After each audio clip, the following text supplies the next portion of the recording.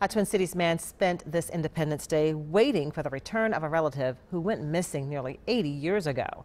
Joseph Johnson died aboard the USS Oklahoma in the attack on Pearl Harbor. His remains were never identified until now.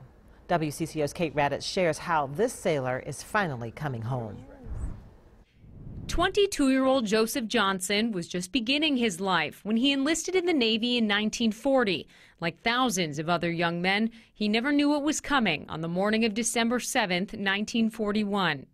A date which will live in infamy. It's historically important for all of us to remember that freedom isn't free. Johnson died along with more than 400 others aboard the USS Oklahoma. Most of the bodies couldn't be identified. Dennis Rizlov is Johnson's nephew. My mom and her sisters talked about Joe a lot. They were very close to him. It was a very close family. Years went by as Rizlov's mother never knew what happened to her brother. But 3 years ago, personnel from the Defense POW MIA Accounting Agency began examining remains at the National Memorial Cemetery of the Pacific in Hawaii. They used Rizlov's DNA to find a match. And amazing, that science has changed so much that they're now able to do this. Because the family all along, all during that time, and all his direct siblings, never had any idea that this might happen.